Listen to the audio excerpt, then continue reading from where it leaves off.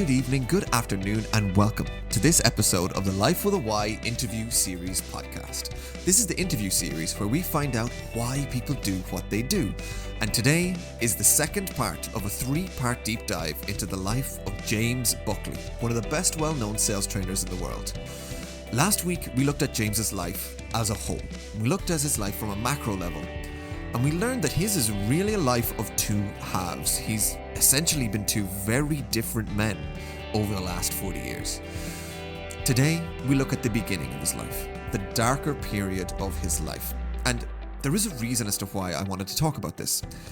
James has a very typical hero's journey. He's got a very well-known rags to riches story.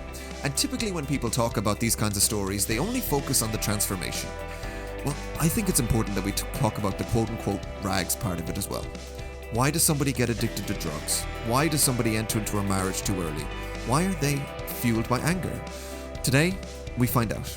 We get the unique opportunity to ask these questions and more on this episode of the Life with a Y interview series. Let's get cracking.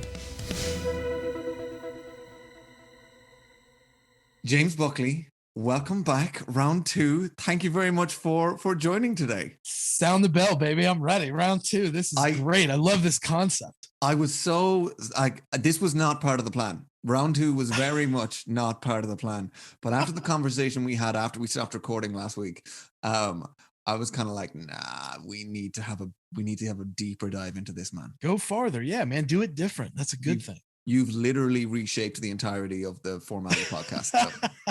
Welcome. So thank you for coming back. How are you feeling today? I'm good, man. It's a great day at JB Sales.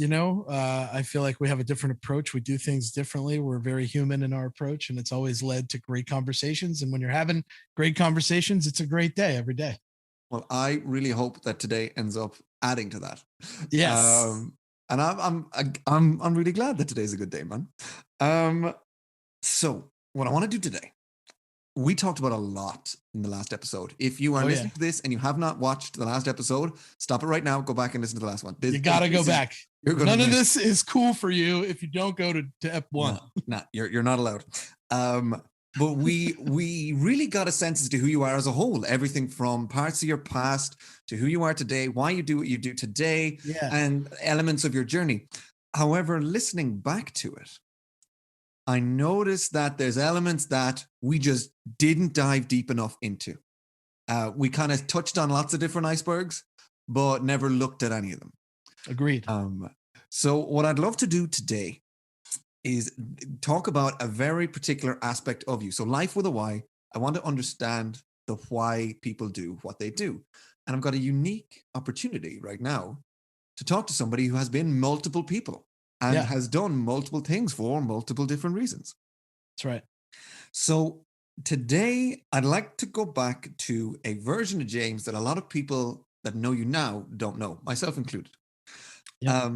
The bouncer, the guy who was doing drugs, in and out of jail, that element of you and that element of your life.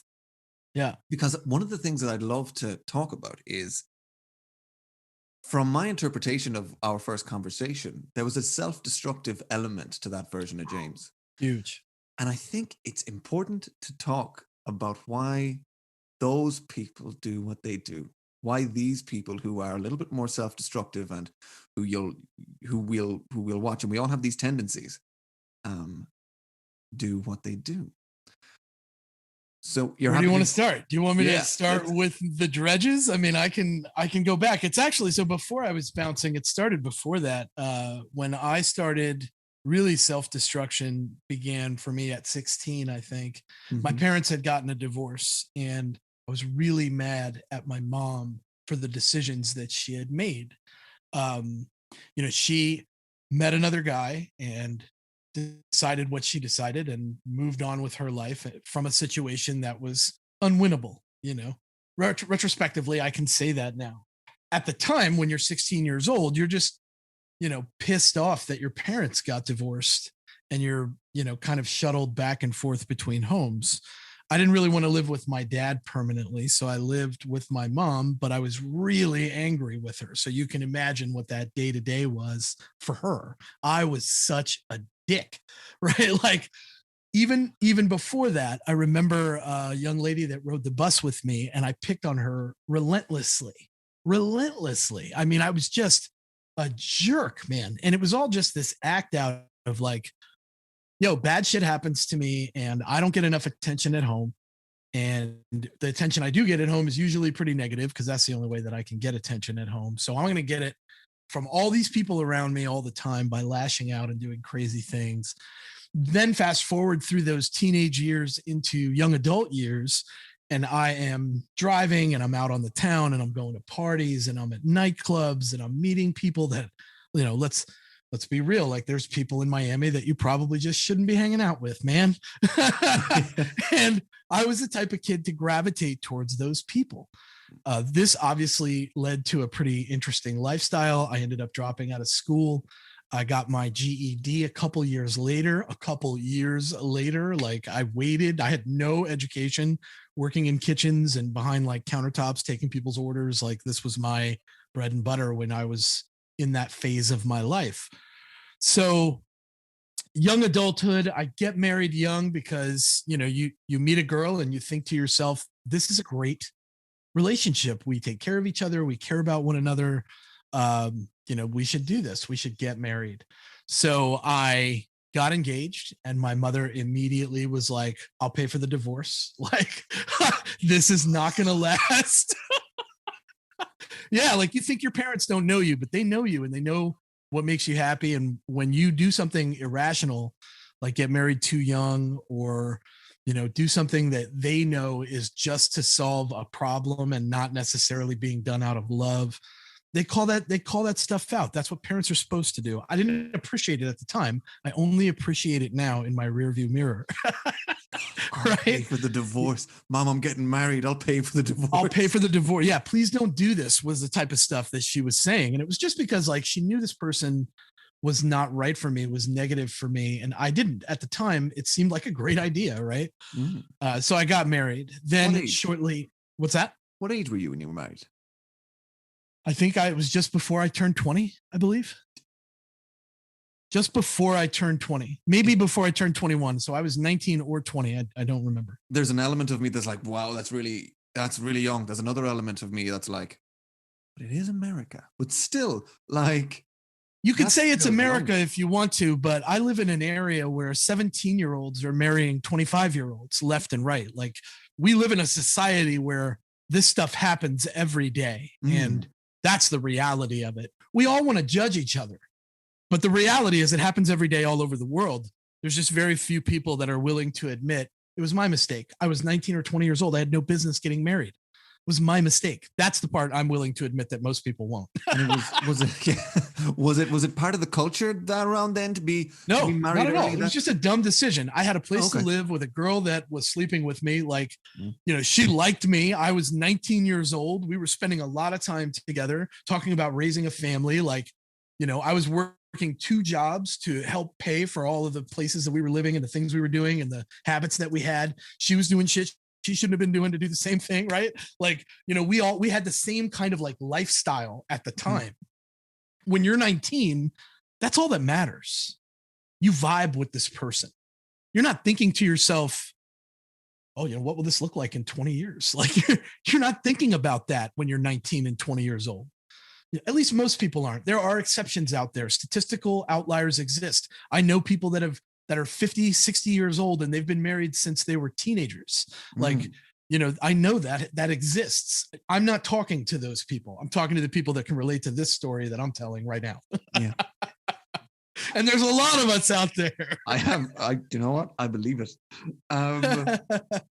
So my mom was anti this union from Jump Street. We eloped. We did not, we went to a friend of mine's house whose father was a minister and could marry us. Like that's the way we did it at his house on his lake in Florida. Shout out to the Socolow family. You guys have always been there for me. Like, family, like family should be, even at my worst times. But But so we did that, and then we started our life together.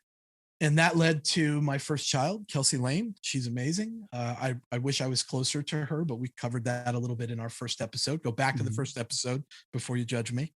And then my son was born. And right after, and now there's 2 years between that. So in those 2 years, those are the 2 years in episode 1 where I moved away from Miami. So my daughter was born in Miami, but then my son was born in Tennessee 2 years later. Okay. So I already had a couple of years in Tennessee when my son was born. Shortly after my son was born, my father died, and the realization that I was unhappy in my situation and needed a different life struck me. Now, here's the kicker. Remember, I told you my mother decided to leave my father because she was in a situation that was unwinnable, and I was an absolute dick to her throughout most of this transition into her new life. And now here I am looking to start a new life. I remember leaving the house when I left my first wife, and I called my mom and I said, "Mom, I'm so sorry for everything that I put you through. I know now what you were after, and I understand." And you know what? Ever since that conversation, my mom and I have been best friends. That happened 15 years ago. Yeah. Yeah. Right. 13 years ago, I think, to be precise. That's full circle, my man. That right there is full circle. That's very much full circle. So let's circle it back to the James that wasn't doing things that were particularly good for James. I don't know that they weren't good for James. Neither do you. To me, I feel like because I experienced that other side, I am the person that I am today. Some would argue that it's because of that experience that I became who I am today, which I will grant you is a very different version of James in 1998. Do you want to feel old? It's the year I was born. Thanks, man. I appreciate the shit out of that.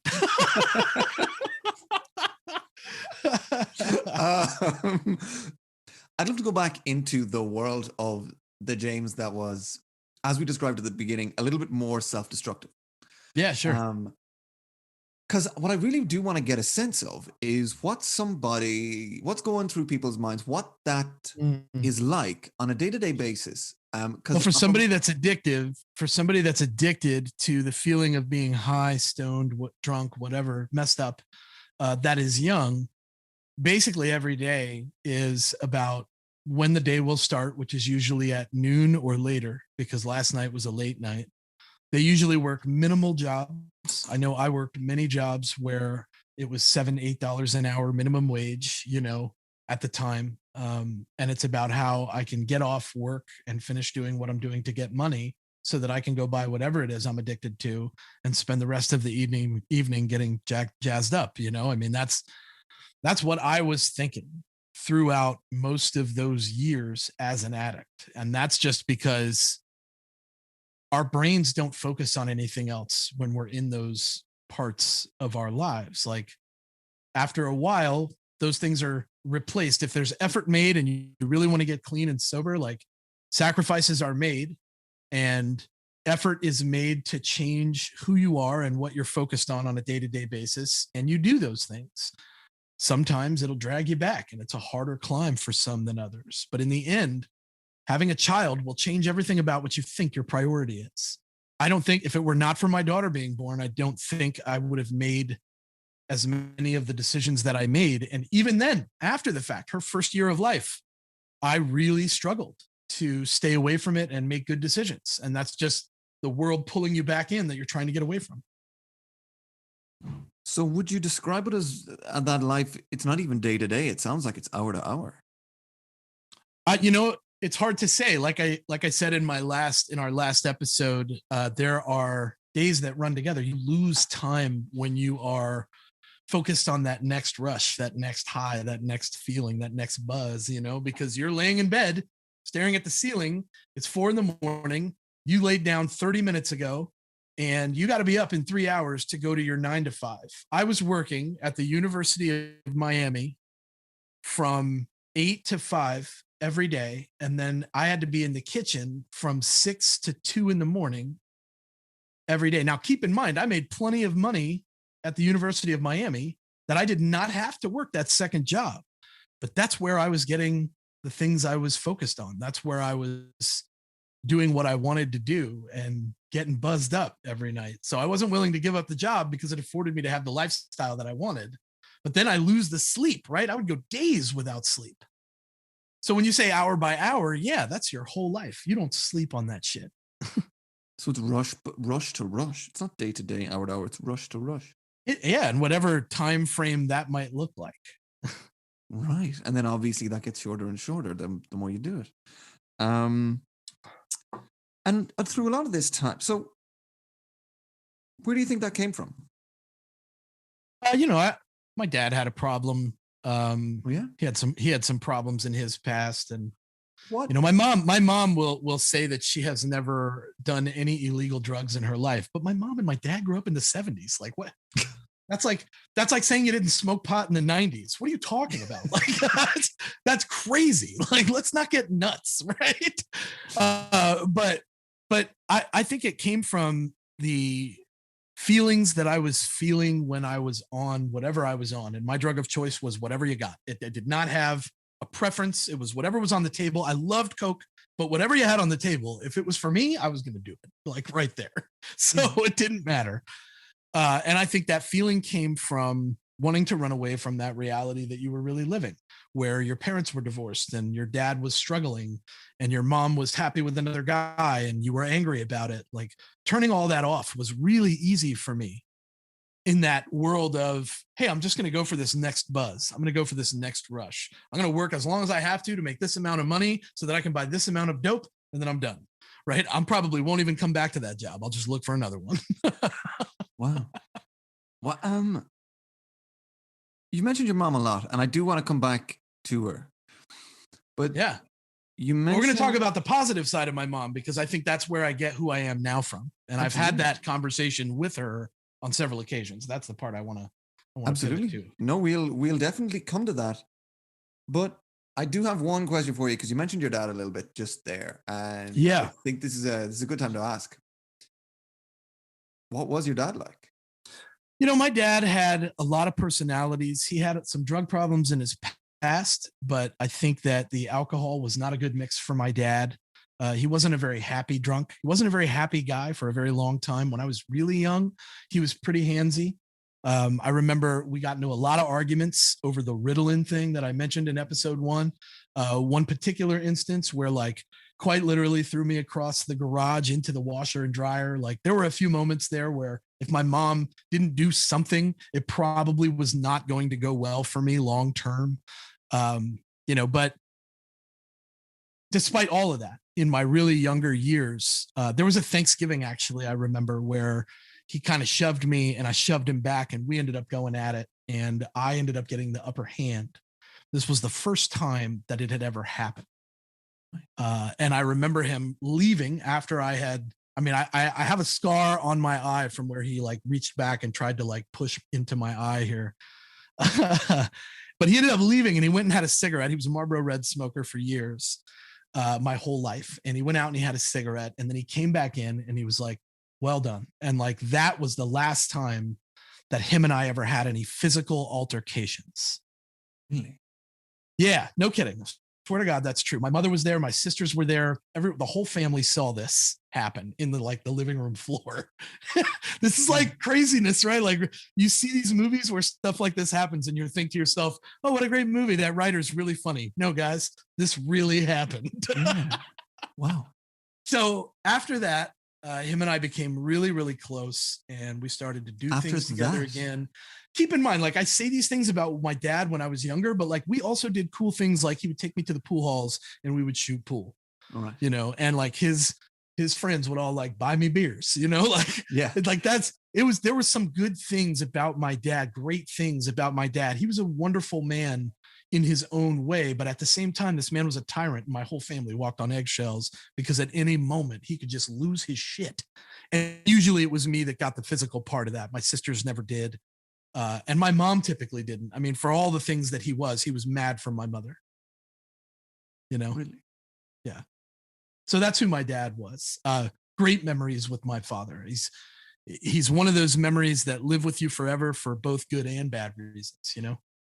People say He was my baseball coach. He was my baseball coach when I was young, and I remember like he was hardest on me out of all the kids. He was always hardest on me, and he was that coach that would like yell at you from like the dugout, and the umpire would like tell him to leave because he wouldn't stop yelling obscenities at me. Get your head out of your ass, boy! Like that's the kind of because you're like out there in right field with your, just looking around. Absolutely. Well, one of the questions that I have for you is, like, a lot of people tell me I'm like my dad. They're right. How much are you like yours? Very much so. People tell me I look like him. People tell me I have a sense of humor, and I think I do. People tell me that I have his bearing, and I think I do. He was a large guy, just like me, or at least I thought he was. Everybody tells me that he was an average sized guy, but to me, this man was a giant my whole life. So, I think I have a lot of his characteristics, but thankfully, I think that my younger years as a darker soul was the time when my father's worsts were coming out in me. And it was my mother's bests that shined through later in life after all the lessons were learned and the tables were turned and decisions were made to better my current situation. I think my mother's bests qualities took over in that time period of my life. And, her and I have had that conversation. I used to think that my hustle came from my dad. I watched my dad work 2 jobs, right? Sound familiar? I worked 2 jobs to support my habit.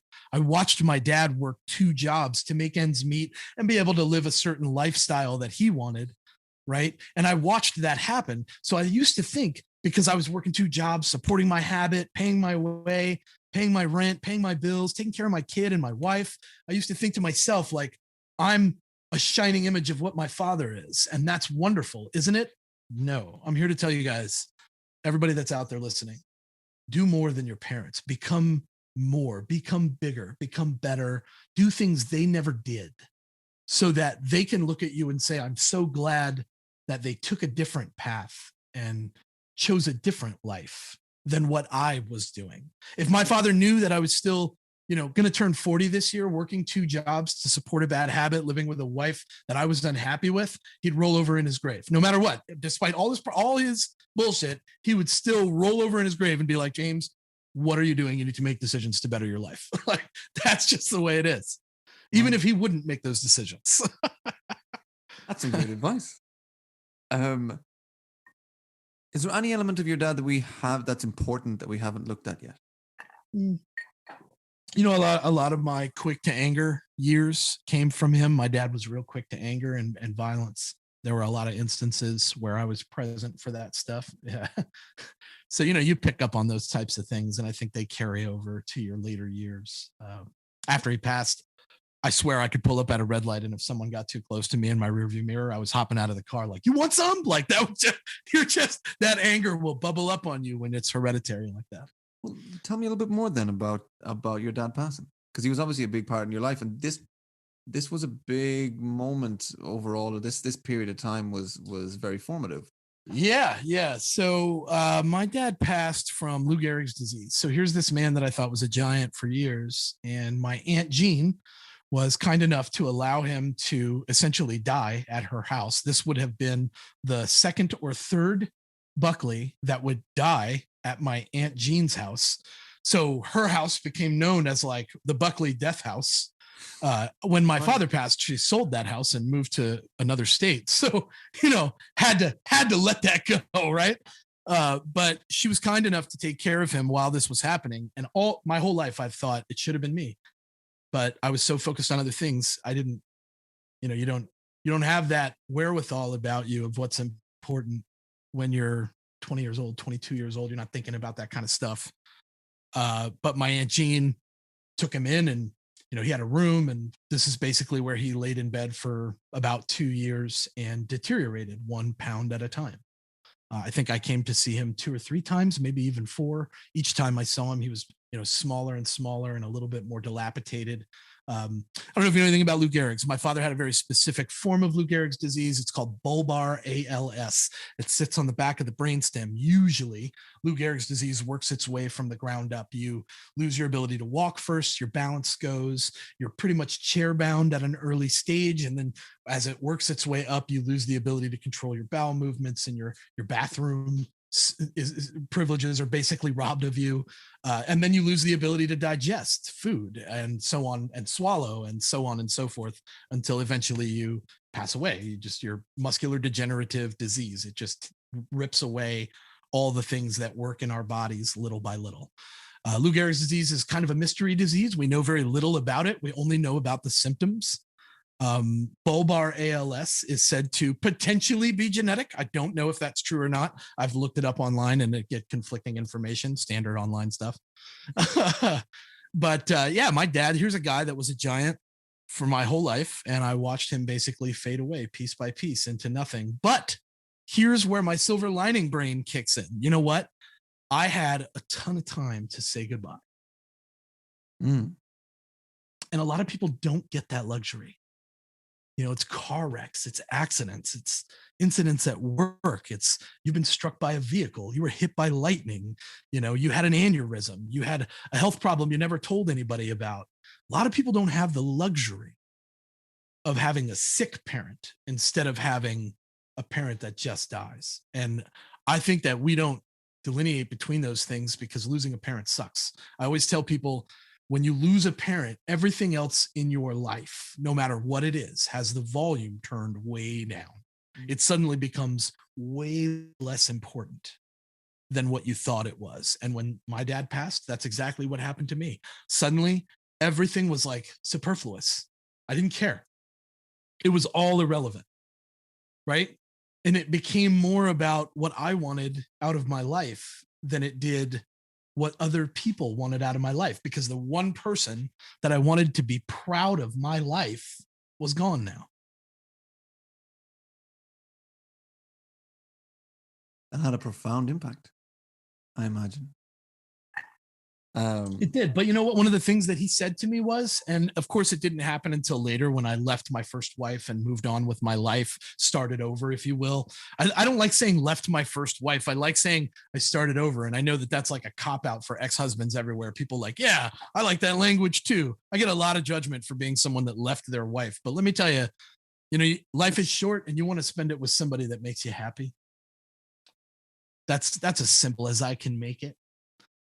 I think that because that person that I wanted to make proud left, I didn't have a reason anymore to try hard to make a great life. So for a while, there was like this depression. And then I tell people all the time about this like transition that took place, because once I started over, I remember that conversation with my mom. Mm-hmm. And suddenly my mom and I had this relationship that flowered into what it is now. I mean, my mom is my number one fan, my best friend. I think I talk to her every day. We send each other pictures all the time. Like, she's very close to me, and it used to not be so, as I described earlier in this episode. But I think about the hustle my mom had to go through. So this is twofold, right? I think about the hustle my mom had to go through to make ends meet with my dad, right? Like, she used to work at Baptist Hospital at a daycare center, and she was like, I think I want to make more money of my own. So I'm going to go and I'm going to become a secretary at the University of Miami. Well, that landed her into a 20-year stint at the University of Miami. And she became the right hand of Steve Ullman, the provost at the University of Miami, and pretty high up on the food chain. And then she became headmistress at a Catholic girls' school later on in life. And, I believe that and this is where like my brain like shifted a little bit, right? Because again, I thought my hustle came from my dad. I thought my ability to dig myself out of a bad situation and make it better was from my dad, because he worked so hard and did 2 jobs and still like lived the life he wanted to live, no matter what, no matter who was not with him. He was going to do what he wanted to do. And I wanted that life. But my mom was the one that moved from job to job, bettering her financial situation each time, The only real thing that I could have against her, which I did for years and now don't, is that she left him for someone else. And you know what? They're still together today. That guy is the greatest guy for my mom. Takes care of her, pays for everything. Like, I mean, just make sure that she has everything that she could ever need to be happy. I refer to him as my pop. Like, the man is amazing. Him and I are very close. We talk all the time. I hated this guy for years, talk bad about him. Man, like, there's so much growth that we have a chance for in our lives if we only open ourselves up to it. So lament my father's passing, but insert great guy that takes care of my mom, is great to give me advice on business and law. Like, I mean, like, anything you need from this guy, wealth of knowledge, a 30-year legal veteran. Like, there's just so much like transition in that small amount of time. That must be very subconsciously. That must have been very conflicting. Conflicting is where growth happens. People think that because you have mixed emotions about something, you're in a bad way. I think that's all about how we interpret mixed emotions. We don't have to view these things through a negative lens. We choose to see things that happen in our lives through a negative lens because it's easier, because we're wired that way. Yeah. It takes actual effort to remain positive. It does. It takes effort to decide that things are good and not bad. Yeah, that's right. And that's why so many people don't do it well. It's like, that's great, but which is oh no, this is not my TED Talk. This is your TED Talk. Your relationship with your mom then, I must have obviously it changed quite a bit, but yeah, I imagine, so just like your relationship with your dad, you've said something that's very profound. I thought, like, he was a wonderful man in his own way. That's whereby right. For all, like, we've talked about his positives, we talked about his negatives. Yep, everybody has them. So I get the feeling that your relationship with your mom was just as nuanced, and it's not just the fact that you hated her until you left your ex-wife. I'd say there were other elements to it too. There were, like, I didn't want to live. I was in those teen years and I didn't want to live under my mom's thumb when I was living at her house. She's a small lady and I am a large mammal. So it was very easy for me to simply pick her up and move her out of the way and leave the house when she didn't want me to. Ooh, my mom would kill my me. grandmother, actually, my mom's mother actually lived like 2 doors down from us. Nan, who is the matriarch of my family. Right now, she is suffering dramatically with Alzheimer's and is in a place to help her out through, transition. Hospice is involved. Like, we're all going through a lot. This is the last grandparent that I have. I've lost them all after my grandmother on my mother's side is gone. But I think that if anything, when we accept our people that we look up to in our families for their faults, we learn to accept our own at the same time. And I think that's what happened to me. I think my mom and I's relationship gave me somebody that I could be honest with in my family about, like, what happened and what I wanted out of life. And my mom has always been this person that is super supportive of all things in your life, as long as they weren't self-destructive. If she thought something was self-destructive, she would say that, but never like tried to influence your decision in a way that was like, oh, you know what I would do? Instead, she would say things like, I had a thought and I wanted to share it with you. What about this? Right? So she'd allow you, sort of lead you down this path to like discovering a solution to a problem in your life on your own. And I think I do that in my sales coaching training conversations, right? Like selling. Like, isn't that just we're selling solutions now? Yeah, exactly. Have you ever thought of sales training? That was just learning that from your mom from the age of 4. Is there? So we've talked about your relationship with your mom. Is there any element of that relationship that we haven't discussed yet? I mean, I could tell you that she shows up to all of my webinars and is always like, should I sign up for your stuff? I feel like I'm going to be your mom in the room. And I'm like, Mom, I don't care what people think. Like, you're my number one fan. That's fine. Sign up for the stuff. Watch the replays. Leave your comments. I don't care. So you're telling me that the next time I'm on, so at next week's webinar or tomorrow's webinar, your mom will be signing in via Zoom. Yeah, her name is Reba Buckley. You can find her on LinkedIn. But I will tell you that she struggles because so many people reach out to her that are in my network. They find her quite naturally. And she, she's very choosy about who she connects with and why, but I'll tell her to look out for you. Well, I'll wait for this episode to drop first. But what I'm hearing is, like, the next time when I'm on that webinar tomorrow, I can just type in, "Hi Reba, we're talking about you," and like it's yep, yep. You probably could. She's not one to leave comments in the chat or anything like that, but she watches all the stuff. Like almost every webinar. After the webinar, I get a text from my mom that says, "Great show." Great show. Yeah. Sometimes she'll call it a podcast and I'll be like, Mom, that was a webinar. And then she'll reach out after I do a podcast. I'll send her the podcast and she'll be like, great podcast. I'll be like, or great webinar. And I'll be like, Mom, that was a podcast, right? You're like, effort. We only care about the effort.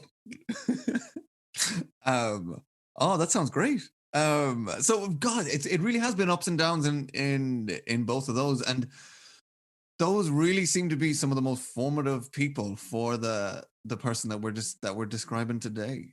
Yeah, I think my mom and dad were both big influences on the old and the new James, both of us, right? Like, I feel like I still carry a lot of my dad's best qualities. My dad was a very likable guy. He was always the life of the party, always made people feel welcome. He was a great host. Like, these are all things that I do very well. But he also had that mean streak that a lot of people didn't get the chance to see. I saw that pretty regularly. But then at the same time, my mom, like, you think when you are a teenager and divorce happens, you think one person is a villain.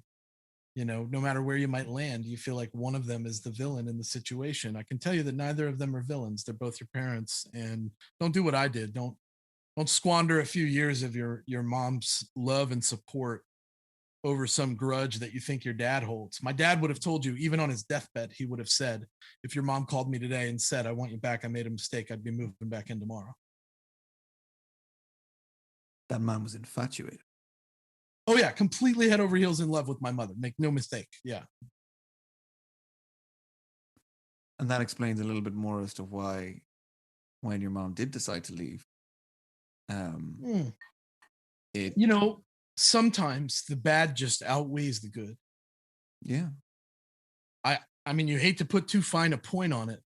I probably could have stuck it out for 20 years with my first wife, but that would have made me a very different person. Well, more so what I mean is you would have seen the effect that would have had on your dad, more so than anything else, really.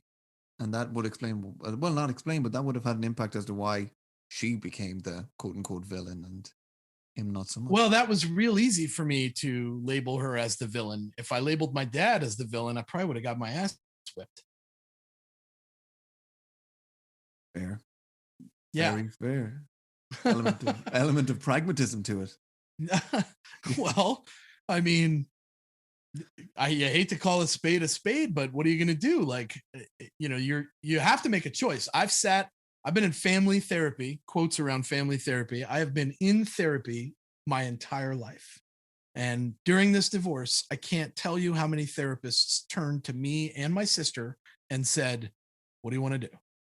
Where do you want to be? Who do you want to be with? This is going this way. Like, be ready to make this decision. I want to put it in front of you because it's very real. Right. They were just so the therapist's job was to spot it and go, okay, this is. Yeah, man. I mean, like, so my family had access because my mother had a great job at the University of Miami. She had great insurance. They were going to provide her with anything that she needed, including the therapy sessions that my sister and I went to our entire lives. Like, I don't think I could stress enough to you the level of therapy that took place in that in that time frame, because we probably went through, I mean, I got pulled out of class several times a month to go to therapy sessions where doctors were just like, why are you disrupting class all the time? And you're failing all of your classes. And I heard you didn't show up on Wednesday. And what did you do that day? Oh, yeah, I went out to the beach with some friends and we smoked some crack and got high. And then I came back home. Like this was the kind of like stuff that we ended up having to go through. And, you know, to put a finer point on the decade that we were living in, this was the 90s, man. Like therapy and medication and pharma for like adjusting behavioral norms was all the rage at this point. People were talking left and right about things like Prozac and lithium and Wellbutrin and Ritalin and all these different drugs that were hitting the scene left and right. And parents everywhere were like, oh yeah, it definitely sounds like my kid. They need that. You know, I got a call from the teacher the other day about him disrupting class and making jokes. He must need Prozac. He must be depressed. You know, like this was the way of the 90s. This is why so many books have come out for like people that have been addicted to drugs and addicted to, you know, antidepressants and, you know, uplifting medications and speed and things like this for years, just because that was the time period. Now, no, you know, again, rear view mirror, why we all see it very clearly. Like, oh man, we were just feeding an industry in that time. But those industries are what they are now because of that time period. You know? Yeah. and you then growing up in all of this, no wonder you were the way you were. So let's talk a little bit. Let's finish up with the why of that version of James. From what I can see. Okay. What was like why I was a dick or why I changed? No. It will take a lot for me to even describe that past version of you as a dick because we've gone into so many different elements of him. I feel like we understand. But the why of that guy, the guy who liked the violence of the bouncing, who liked the escapism of the drugs, who was very angry with the home life. It very much seems like from an outside perspective from an outside in, it's that guy's a waster. That guy's got no emotions. That guy's just destined to self-destruct. And the way that we've sort of looked at it, as for everything, it's nuanced and it's, you know, but it seems like your why back then was a complete lack of structure. Oh yeah, I never had any type of structure forced on me. I don't think my sisters and I ever had that. A lot of kids grow up going to church. A lot of kids grow up going to Sunday school. A lot of kids grow up with like, you know, weekly proceedings and routines. We didn't have any of that. So I mean, I think for a little while, my mom and I would sit down and they would help me with my homework for a little while. We had that, but you know, for the most part, you were lucky if I showed up from junior high into high school. You were lucky if I showed up with any books at all. So no wonder then rush to rush became the structure. Well, yeah, it was the only thing that mattered. And it was also a structure. It was a goal to hit. It was the only structure that I could see at the time. If people are, is there anything practical people can do these days? Because we all know people that, or you'll come across people where a judgmental part of your brain will go, oh, that person is just, you know, destined for X, Y, or Z. I'm going to try to be pragmatic with the advice I give here. Practical, yes. Speak to each other. Communicate with one another. That is the way. It's a dying art. Like being able to hold intelligent conversation with another human being is the best way to get to know them, get them to trust you, trust them, right? Build that bridge. That's a real thing. People need to have that skill in their lives. You're not going to get it staring down at your smartphone. Smartphones connect us. That's a wonderful thing. But the ability to communicate effectively, man, that is a skill that most people would kill for. And yet they do nothing to sharpen that saw ever. And I feel like that's the most pragmatic thing that people can do that is in fact practical. Talk to each other. Find that line of conversation that matters to both of you. That's an important thing. Very practical, as per usual.